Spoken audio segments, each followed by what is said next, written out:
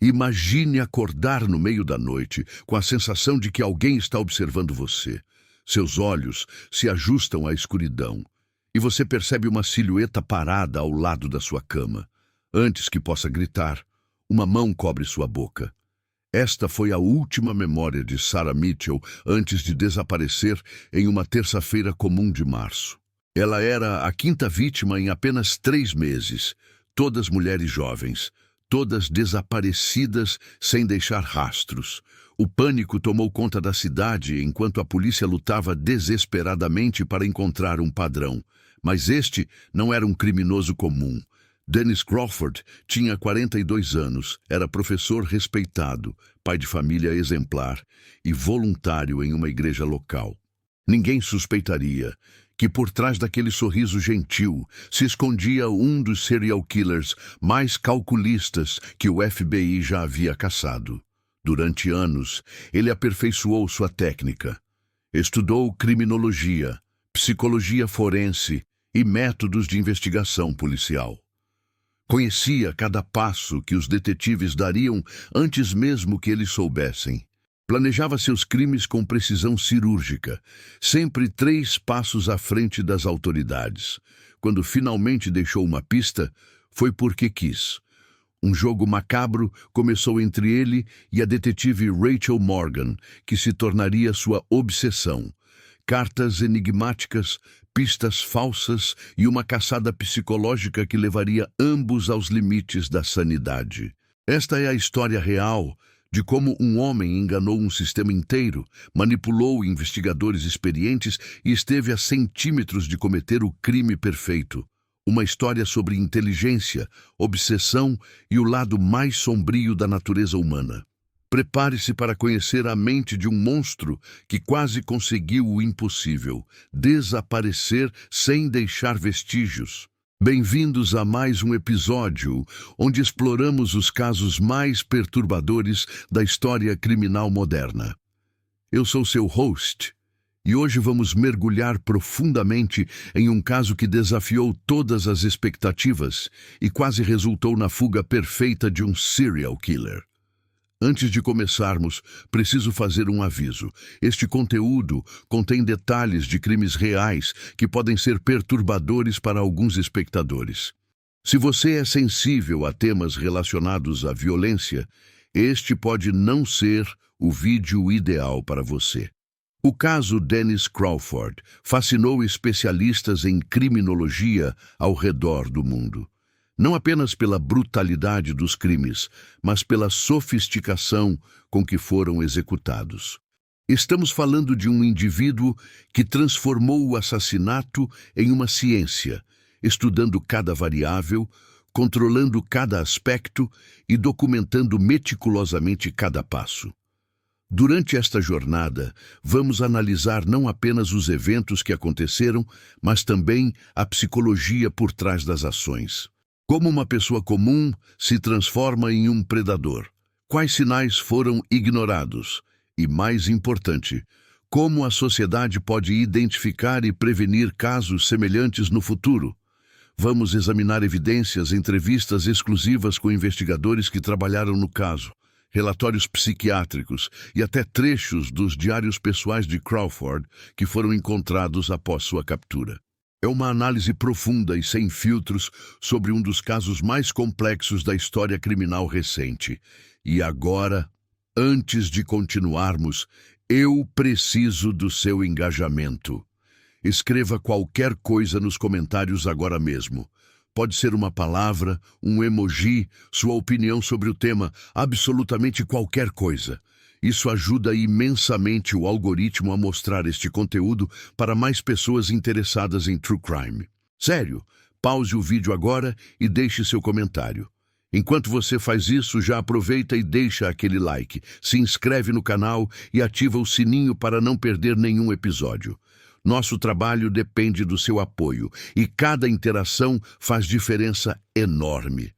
Se você gosta de conteúdo aprofundado sobre true crime, criminologia e psicologia criminal, este é definitivamente o lugar certo. Estamos construindo uma comunidade de pessoas que buscam entender os aspectos mais complexos do comportamento humano. Agora sim, com tudo isso dito, vamos começar nossa investigação. Preparem-se para uma história que vai te deixar sem palavras. Tudo começou em uma manhã fria de janeiro de 2018, quando Margaret Foster não apareceu para o trabalho. Aos 28 anos, ela era conhecida pela pontualidade obsessiva. Nunca havia faltado um único dia em 3 anos trabalhando como enfermeira no Hospital Central. Quando seus colegas tentaram contatá-la, o telefone apenas tocava no vazio. Sua irmã, preocupada, foi até o apartamento. A porta estava destrancada. No interior, nada parecia fora do lugar. A cama estava feita, não havia sinais de luta. Suas bolsas e carteira estavam sobre a mesa. Apenas Margaret havia sumido. O caso foi inicialmente tratado como um desaparecimento voluntário. Adultos desaparecem por vontade própria o tempo todo, diziam os policiais. Mas a família sabia que algo estava terrivelmente errado. Margaret estava planejando seu casamento. Tinha uma vida estável e era extremamente próxima da família. 3 semanas depois, Lisa Chen desapareceu em circunstâncias idênticas. Estudante de medicina de 25 anos, Lisa também sumiu de seu apartamento sem deixar rastros. Mesma ausência de sinais de luta, mesma organização impecável do local, mesma sensação perturbadora de que a pessoa simplesmente evaporou. Foi quando a detetive Rachel Morgan assumiu o caso. Veterana com 15 anos de experiência, ela imediatamente percebeu que não estava lidando com desaparecimentos comuns. Havia um padrão sutil, mas inconfundível. Rachel começou a mapear semelhanças entre as vítimas. Ambas eram mulheres jovens, profissionais da saúde ou estudantes da área, moravam sozinhas em apartamentos de térreo ou primeiro andar, e tinham rotinas previsíveis. Mais perturbador ainda, ambas tinham participado de um seminário de primeiros socorros oferecido gratuitamente pela prefeitura nos meses anteriores ao desaparecimento. A investigação do seminário revelou algo inquietante. O instrutor voluntário era Dennis Crawford, professor de biologia em uma escola secundária local. Homem casado, pai de 2 filhos, sem nenhum antecedente criminal. Sua ficha era limpa demais para ser verdade. Rachel decidiu observá-lo discretamente. Durante semanas, seguiu sua rotina meticulosa.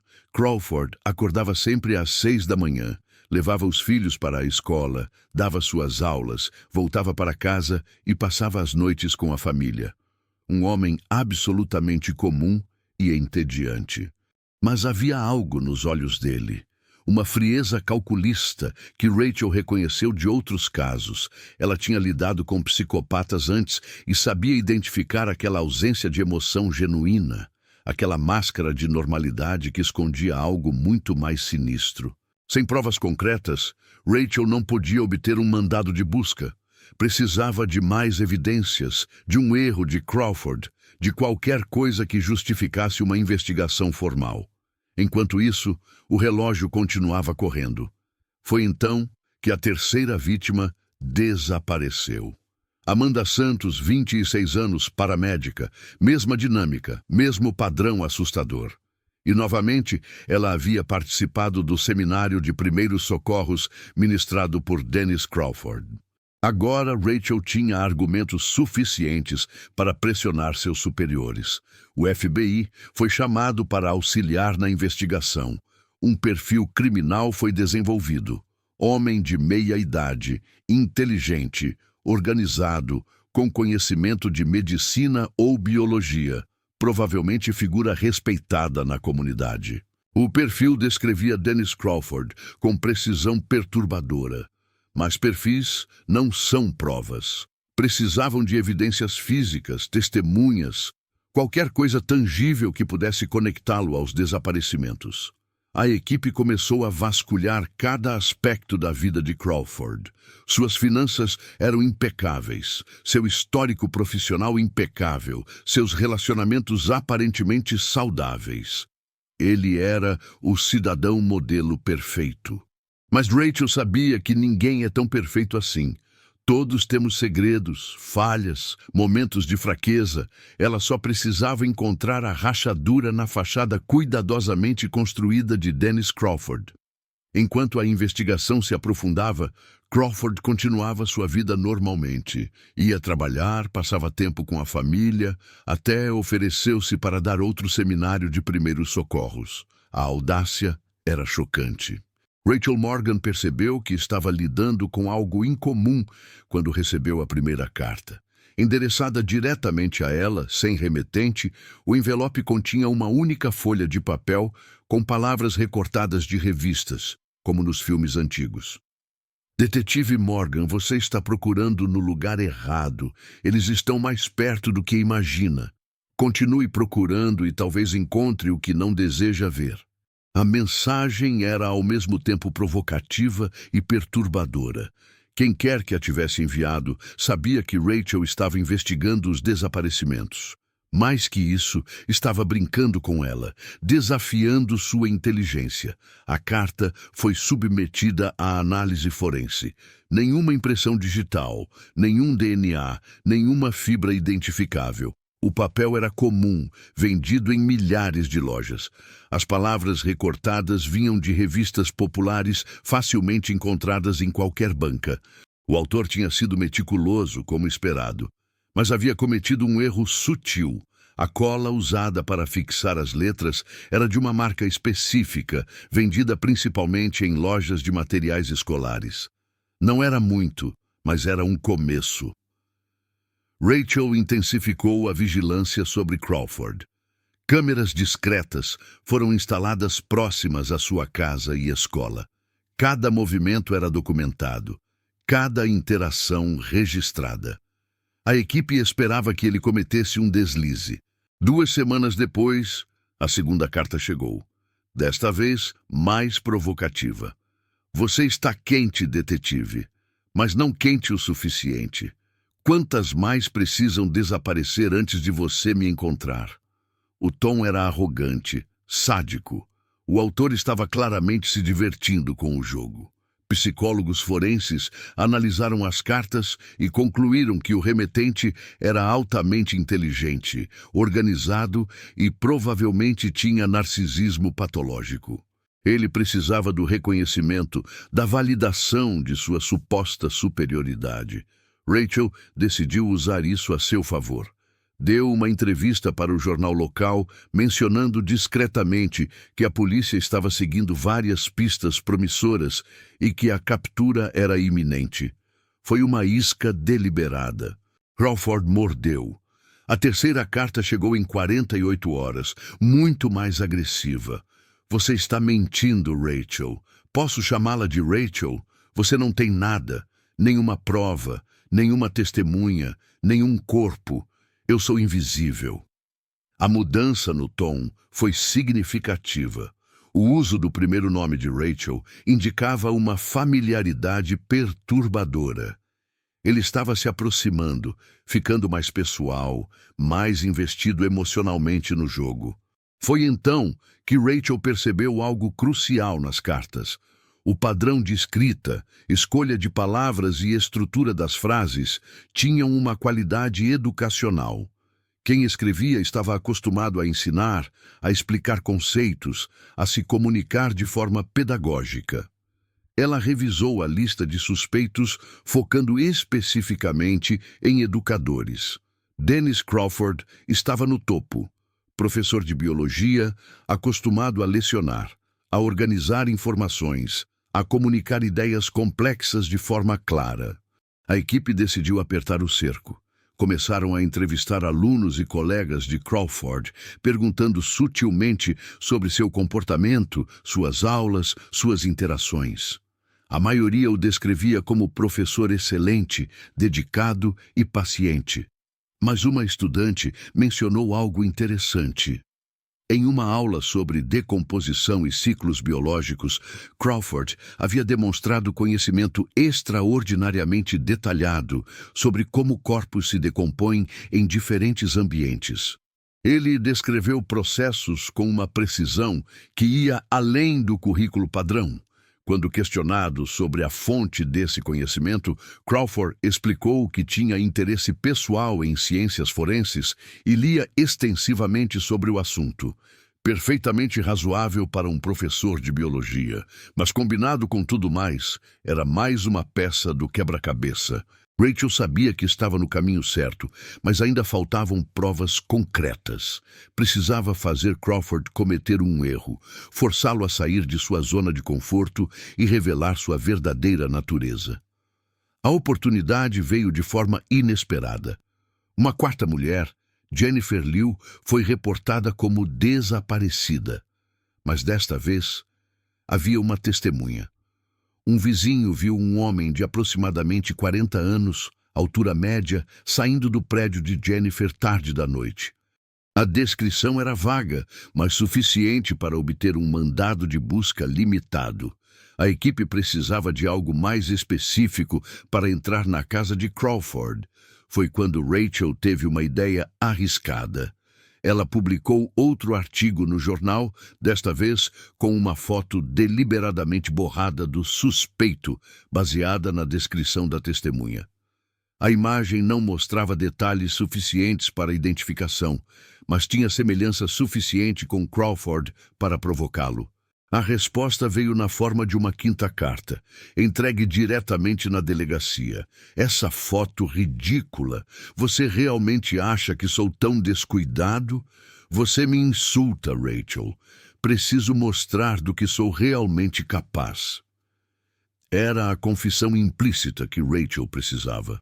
Combinada com as outras evidências circunstanciais, foi suficiente para convencer um juiz a emitir um mandado de busca completo para a casa, carro e sala de Crawford. A operação foi marcada para a próxima manhã. Rachel mal conseguiu dormir naquela noite, sabendo que finalmente teria acesso aos segredos que Dennis Crawford havia guardado tão cuidadosamente.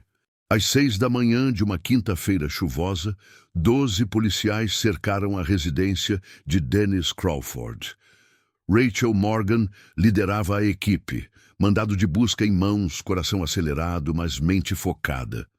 Quando bateram à porta, foi a esposa de Crawford, Linda, quem atendeu. O choque e confusão em seu rosto eram genuínos. Ela claramente não fazia ideia do que estava acontecendo. Os dois filhos ainda dormiam em seus quartos. Dennis Crawford apareceu na sala em seu roupão, aparentando surpresa perfeita. Detetive Morgan, que prazer revê-la. Posso perguntar o motivo desta visita matinal? Sua voz era calma, quase amigável. Rachel mostrou o mandado. Temos autorização para buscar sua residência, veículos e quaisquer propriedades associadas a você. Precisamos que coopere completamente. Crawford leu o documento calmamente, sem demonstrar nervosismo. Certamente. Não tenho nada a esconder. Minha família está assustada, então peço que sejam rápidos e respeitosos. A busca começou metodicamente. Cada cômodo foi vasculhado, cada armário aberto, cada gaveta revirada. Especialistas forenses passaram luz ultravioleta em todas as superfícies, procurando sinais de sangue. Cães farejadores foram trazidos para detectar restos humanos. Horas passaram. A casa era impecavelmente limpa, quase esterilizada. Nenhum sinal de violência, nenhuma evidência de crimes. As ferramentas no porão eram comuns, organizadas com precisão militar. Seu computador não tinha nenhum arquivo suspeito. Rachel começou a sentir um peso crescente no estômago. E se estivesse errada? E se Crawford fosse realmente inocente e ela estivesse destruindo a vida de uma família por suas suspeitas? Foi quando um dos técnicos gritou do porão. Detetive, você precisa ver isso! Rachel desceu correndo as escadas. O técnico estava apontando para uma seção da parede que parecia ligeiramente diferente das outras. Bateram nela. O som era oco. Há um espaço atrás desta parede, confirmou o técnico, e foi recentemente construído. A argamassa ainda tem menos de 1 ano. Com autorização do mandado, começaram a demolir cuidadosamente a parede. Atrás dela, encontraram uma pequena sala secreta, aproximadamente 2 metros quadrados. O que havia dentro fez o sangue de Rachel gelar. Prateleiras meticulosamente organizadas continham frascos com identificações médicas. Dentro dos frascos, preservados em formol, havia órgãos humanos. Corações, rins, fragmentos de tecido, cada um etiquetado com iniciais e datas. Em uma mesa improvisada, havia notebooks cheios de anotações detalhadas, descrições de procedimentos, horários, métodos de sedação, técnicas de preservação. Era um diário científico de assassinatos, documentado com a precisão de um experimento laboratorial. Fotografias estavam organizadas em pastas. Cada vítima tinha sua própria documentação completa. Fotos da vigilância inicial, do momento do sequestro, do que veio depois. As imagens eram perturbadoras demais para serem descritas em detalhes. Rachel sentiu náusea, mas manteve a compostura. Prendam Dennis Crawford imediatamente. Acusação de homicídio múltiplo. Quando subiram, Crawford estava sentado calmamente no sofá, observando sua esposa chorar. Ao ver Rachel, ele sorriu ligeiramente. Encontrou minha coleção, detetive. Impressionante, não é? Anos de trabalho meticuloso. Dennis Crawford, você está preso pelos assassinatos de Margaret Foster, Lisa Chen, Amanda Santos e Jennifer Liu. Rachel recitou seus direitos enquanto outro policial o algemava. Apenas 4? Crawford riu. Você ainda tem muito a descobrir, Rachel. Muito mesmo. As palavras enviaram um calafrio pela espinha de todos os presentes. Quantas outras vítimas existiam? Quantos outros segredos aquela casa escondia? A busca se expandiu. Usando o radar de penetração no solo, a equipe examinou todo o terreno ao redor da casa. No jardim dos fundos, sob um canteiro de flores cuidadosamente mantido, os cães marcaram 3 locais distintos. A escavação revelou o impensável. 3 corpos em diferentes estágios de decomposição, enterrados com precisão cirúrgica, cada um envolto em plástico industrial, acompanhado de cal para acelerar a decomposição, demonstrando conhecimento sofisticado de processos forenses. As vítimas foram posteriormente identificadas como mulheres que haviam sido reportadas como desaparecidas nos últimos 3 anos.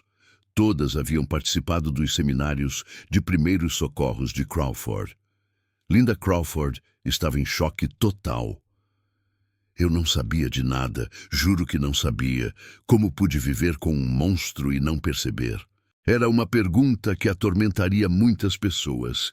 Como alguém podia manter uma fachada tão perfeita de normalidade enquanto cometia atrocidades em segredo? Como os sinais foram todos perdidos? A investigação da sala secreta revelou mais detalhes horríveis. Crawford havia criado um laboratório improvisado onde realizava o que ele chamava de experimentos. Testava diferentes métodos de sedação, estudava processos de decomposição, documentava tudo com rigor científico perverso. Seus notebooks continham reflexões perturbadoras sobre suas vítimas. Ele as via não como pessoas, mas como espécimes, objetos de estudo. Seu total desprezo pela vida humana era chocante mesmo para investigadores veteranos. Enquanto Crawford era levado sob custódia, ele manteve aquele sorriso desconcertante. Você acha que acabou, detetive? Isso está apenas começando. Há tanto que você ainda não sabe. Rachel sabia que ele estava certo. A investigação estava longe de terminar. Quantas outras vítimas existiam? Havia cúmplices. Como Crawford havia operado por tanto tempo sem ser detectado? A sala de interrogatório era pequena e claustrofóbica, exatamente como projetada para ser. Dennis Crawford sentou-se calmamente do outro lado da mesa, suas mãos algemadas descansando casualmente sobre a superfície de metal frio. Rachel Morgan entrou acompanhada de um agente do FBI especializado em serial killers. Ela havia se preparado mentalmente para este momento, mas ainda sentia uma tensão profunda. Estava prestes a entrar na mente de um monstro. Então, Dennis, vamos conversar, Rachel começou, mantendo sua voz neutra e profissional. Encontramos 7 vítimas até agora. Quantas mais existem? Crawford inclinou a cabeça, como se considerasse a pergunta. Defina mais. Você quer saber quantas eu matei? Quantas ainda não foram encontradas? Ou quantas eu planejava matar antes de você interferir? Todas as opções, respondeu Rachel sem demonstrar emoção. Um sorriso lento se espalhou pelo rosto de Crawford. Você realmente quer saber? Ou prefere manter suas ilusões de que compreende o que eu fiz? O agente do FBI interveio. Sr. Crawford, cooperar completamente é seu melhor interesse. Pode fazer diferença em sua sentença. Crawford riu genuinamente. Minha sentença? Por favor, nós 3 sabemos que vou passar o resto da vida na prisão. Então por que eu cooperaria? Qual seria minha motivação? Era uma pergunta válida. Serial killers frequentemente negociavam informações por privilégios ou redução de sentença. Mas Crawford tinha razão. Com 7 corpos confirmados e evidências esmagadoras, ele não tinha poder de barganha real. Você é um homem inteligente, Dennis. Rachel tentou outra abordagem. Dedicou anos a este trabalho. Documentou tudo meticulosamente. Todo esse conhecimento, toda essa experiência vai morrer com você na prisão, a menos que compartilhe. Os olhos de Crawford brilharam com interesse. Apelando para meu ego? Inteligente, detetive. Você estudou psicologia de serial killers. Sabe que muitos de nós queremos reconhecimento por nosso trabalho. Não é apenas sobre ego, Rachel continuou. É sobre legado. Suas pesquisas, por mais perturbadoras que sejam, contêm informações que podem ajudar a capturar outros como você. Pode ajudar a prevenir futuros crimes. Crawford considerou isso por um longo momento. Interessante perspectiva. Transformar minha obsessão em algo produtivo. Há certa ironia poética nisso. Então vai nos ajudar? Perguntou o agente do FBI. Sob uma condição. Crawford se inclinou para a frente. Quero falar apenas com a detetive Morgan. Sozinhos, sem câmeras, sem gravações. Apenas conversas honestas entre 2 mentes analíticas. Rachel e o agente trocaram olhares. Era uma solicitação arriscada e altamente irregular, mas também poderia ser a única maneira de obter as informações que precisavam. Vou considerar, Rachel respondeu cuidadosamente, mas primeiro precisa nos dar algo, prova de boa fé. Onde estão as outras vítimas? Crawford sorriu novamente. Há 3 em um terreno abandonado a cerca de 50 quilômetros daqui. Coordenadas exatas estão anotadas no segundo notebook que encontraram. Página 47, código que parecem números aleatórios. Não são. A equipe verificou imediatamente. Decodificando a sequência numérica, encontraram coordenadas GPS precisas. Uma equipe de busca foi enviada ao local. 24 horas depois, confirmaram a descoberta de 3 corpos enterrados exatamente onde Crawford havia indicado. Rachel voltou à sala de interrogatório, desta vez sozinha, conforme solicitado. Contra o conselho de seus superiores e do FBI, ela aceitou as condições de Crawford. As câmeras foram desligadas. Por que você fez isso? Rachel perguntou diretamente. Preciso entender. Crawford ficou em silêncio por um momento, seus olhos estudando Rachel com intensidade perturbadora. Você realmente quer saber? A verdade não é o que espera ouvir. Conte-me a verdade. Eu fiz porque podia, Crawford disse simplesmente, porque era fascinante, porque cada pessoa é um sistema biológico complexo e eu queria entender como esse sistema funciona quando sob extremo estresse. Elas eram pessoas, Dennis, não experimentos. Para você eram pessoas, ele corrigiu. Para mim eram oportunidades de compreender algo fundamental sobre a natureza humana. Você vê, Rachel, a sociedade nos ensina que a vida humana é sagrada. Mas isso é apenas um construto social. Biologicamente, somos apenas animais complexos. E você se via acima dessas construções sociais? Não acima, além. Eu reconhecia que essas regras são arbitrárias, criadas por conveniência coletiva, não por verdade universal. Rachel sentiu náusea, mas continuou. As cartas que me enviou, por quê? Porque você era digna de oponente, Crawford admitiu. A maioria dos policiais que me investigaram eram previsíveis, limitados. Você era diferente, via padrões, pensava em camadas, era quase divertido. Isto não foi um jogo, Dennis, mas foi, Rachel. E eu estava vencendo até você mudar as regras. Aquela foto no jornal, a forma como me provocou, foi brilhante. Reconheço genialidade quando vejo. As conversas continuaram por semanas. Lentamente, Crawford revelou localizações de mais 5 vítimas, 12 no total. 12 vidas destruídas pela curiosidade perversa de um homem. Mas Rachel percebeu algo perturbador. Crawford estava gostando daquelas conversas.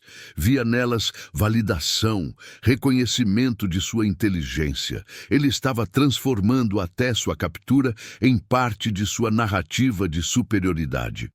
O tribunal estava lotado quando o julgamento de Dennis Crawford começou. Famílias das vítimas ocupavam as primeiras filas, seus rostos marcados por dor e raiva. A mídia internacional cobria cada momento. Este era um dos julgamentos criminais mais significativos da década. A promotoria apresentou um caso devastador, evidências físicas, confissões gravadas, testemunhos de especialistas forenses. Tudo apontava para a culpa inegável de Crawford. Não era questão de se ele era culpado, mas sim qual seria sua sentença. A defesa, surpreendentemente, não alegou insanidade. Crawford havia insistido nisso. Eu sabia exatamente o que estava fazendo, ele declarou. Não sou louco, sou apenas diferente.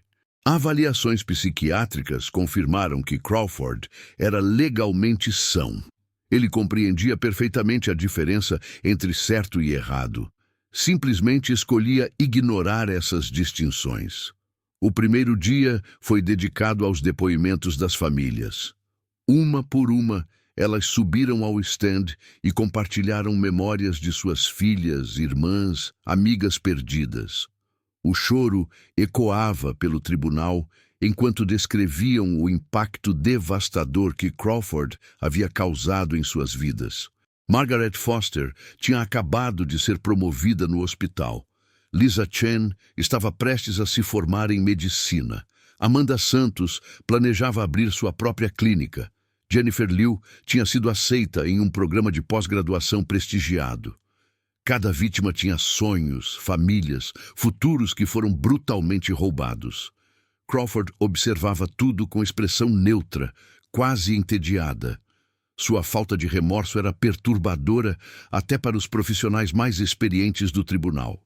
No segundo dia, a promotoria apresentou as evidências forenses, fotos dos órgãos preservados, páginas dos notebooks, imagens da sala secreta. Cada peça de evidência pintava um retrato de sadismo calculado e completo desprezo pela vida humana. Os notebooks eram particularmente chocantes. Crawford havia documentado não apenas o ato dos assassinatos, mas suas reflexões sobre eles. Ele descrevia suas vítimas como espécimes interessantes e detalhava suas respostas ao estresse terminal com linguagem clínica e desapaixonada. Um especialista em comportamento criminal testemunhou sobre a psicologia de Crawford. Este é um exemplo raro de psicopatia de alto funcionamento combinada com narcisismo extremo. O Sr. Crawford não apenas matava, ele via seus crimes como contribuições científicas valiosas. A defesa tentou argumentar que Crawford, apesar de legalmente são, tinha déficits fundamentais de empatia que deveriam ser considerados como fatores atenuantes. Meu cliente não pode sentir o que pessoas normais sentem. Isso não o absolve, mas deve ser considerado. A promotoria destruiu esse argumento. A falta de empatia não é desculpa. O Sr. Crawford sabia que estava causando sofrimento. Ele simplesmente não se importava. Essa é a definição de maldade, não de doença. No terceiro dia, contra o conselho de seus advogados, Crawford insistiu em testemunhar. Foi um erro estratégico massivo. Sr. Crawford, a promotora começou, você afirma que via suas vítimas como experimentos científicos. Pode explicar isso ao júri? Crawford se ajeitou na cadeira, claramente satisfeito com a oportunidade de falar. Certamente. Veja, a ciência requer observação objetiva. Eu estava estudando respostas humanas a situações extremas. Cada sujeito forneceu dados valiosos. Sujeitos? A promotora repetiu com incredulidade. O senhor está se referindo a 12 mulheres jovens que assassinou brutalmente? Eu prefiro o termo estudei. Crawford corrigiu com arrogância.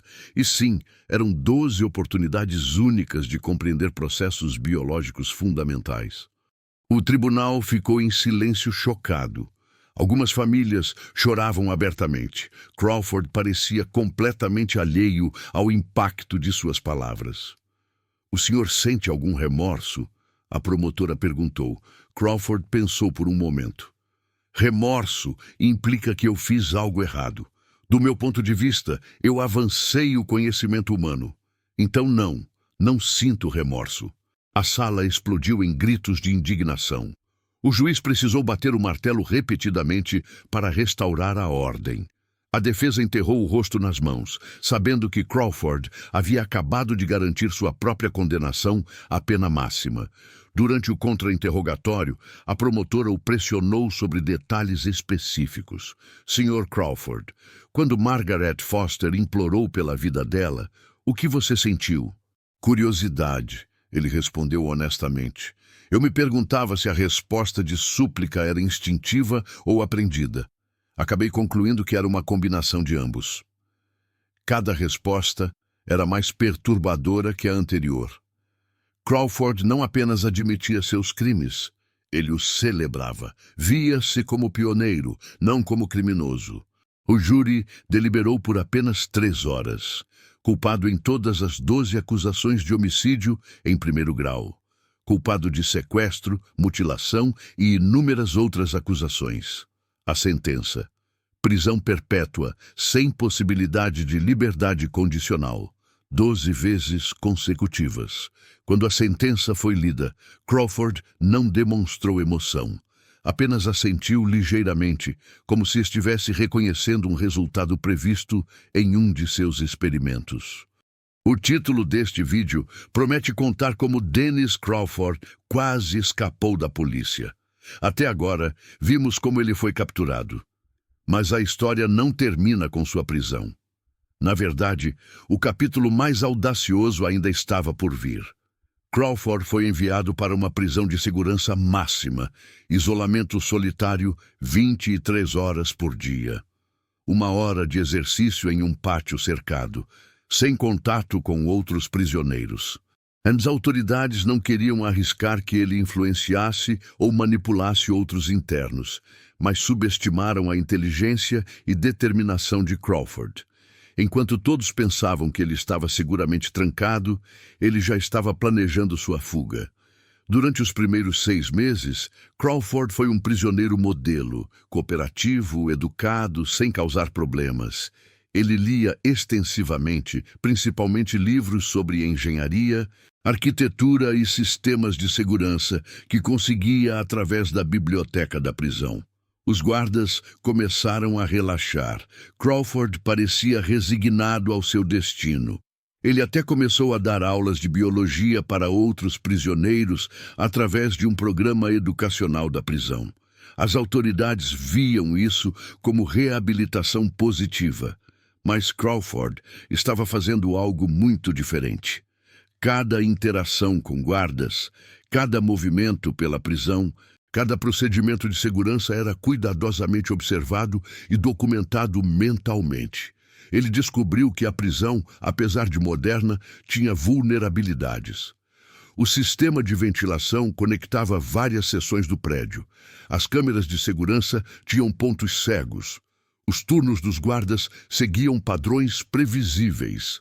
Durante suas sessões de exercício, Crawford observou que havia uma janela de 3 minutos entre patrulhas no pátio. Não muito tempo, mas suficiente para alguém preparado. Ele começou a cultivar relacionamentos com certos guardas. Não de forma óbvia, mas através de conversas casuais, demonstrando interesse genuíno em suas vidas. Crawford era carismático quando queria ser. Um guarda em particular, James Reed, era jovem e impressionável. Crawford começou a dar-lhe conselhos sobre relacionamentos, carreira, vida. Lentamente, construiu confiança.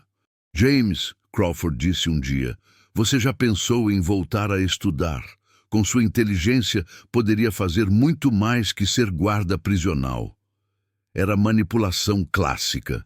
Fazer a pessoa se sentir especial, compreendida, subestimada. Crawford era mestre nisso. 6 meses após sua prisão, Crawford colocou seu plano em ação. Durante uma sessão educacional, ele fingiu um ataque cardíaco. Os sintomas eram convincentes. Ele havia estudado extensivamente condições médicas. James Reed era o guarda de plantão. Entrando em pânico, ele abriu a cela para prestar primeiros socorros, violando o protocolo. No momento em que se inclinou sobre Crawford, foi atacado. Crawford usou uma arma improvisada feita de uma caneta e barbante roubado da biblioteca. Não fatal, mas suficiente para incapacitar temporariamente Reed.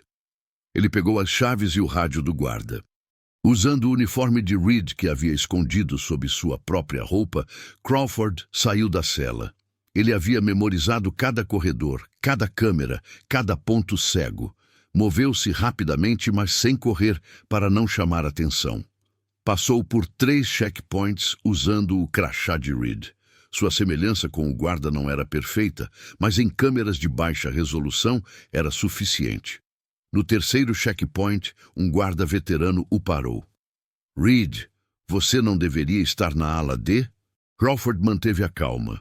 Emergência médica. Estou buscando o kit de primeiros socorros da enfermaria. O guarda acenou para que passasse.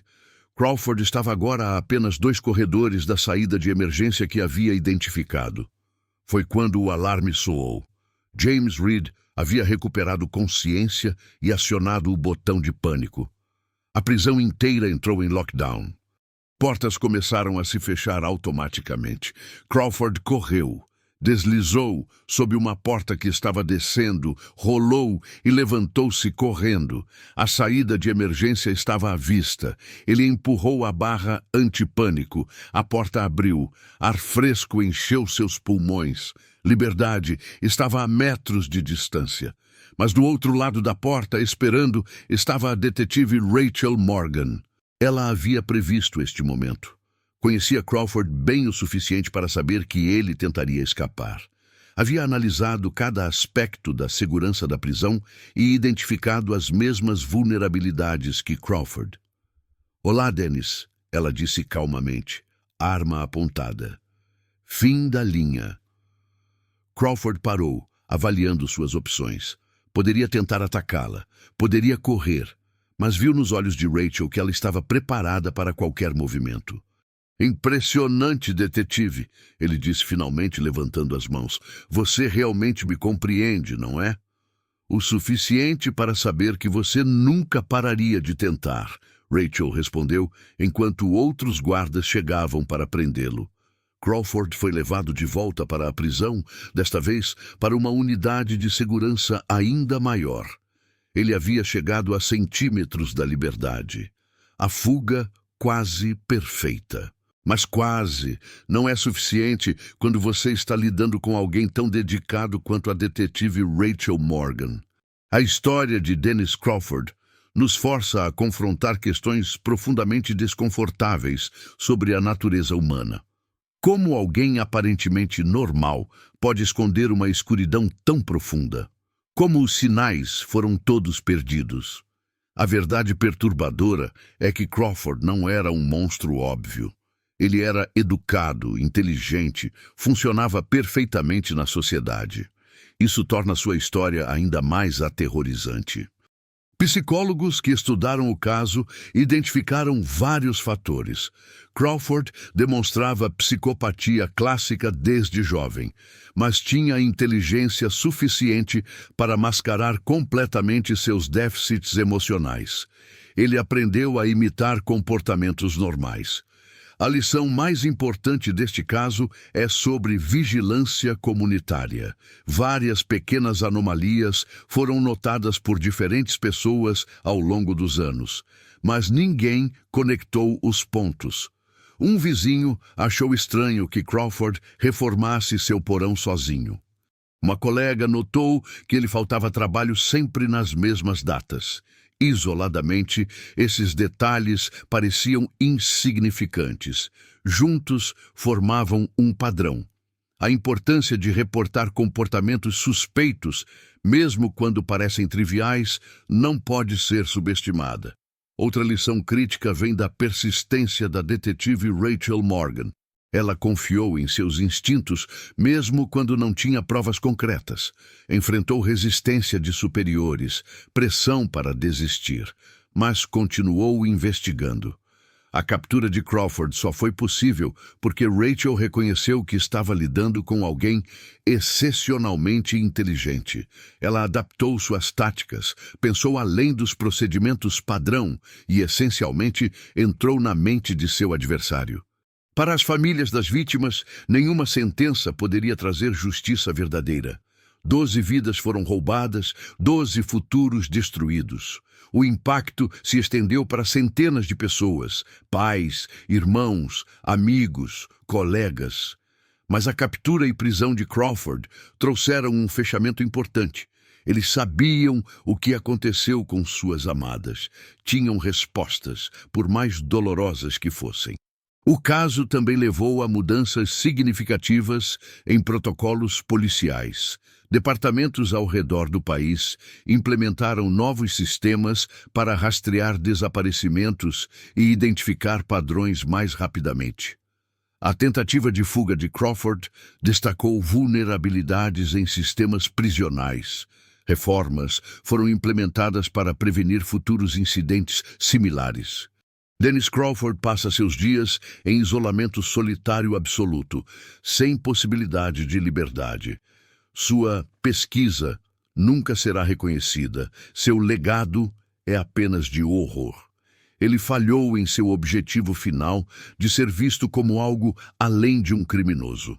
Esta história nos lembra que o mal pode usar máscaras muito convincentes, que inteligência sem empatia é perigosa e que a vigilância eterna é o preço da segurança comunitária.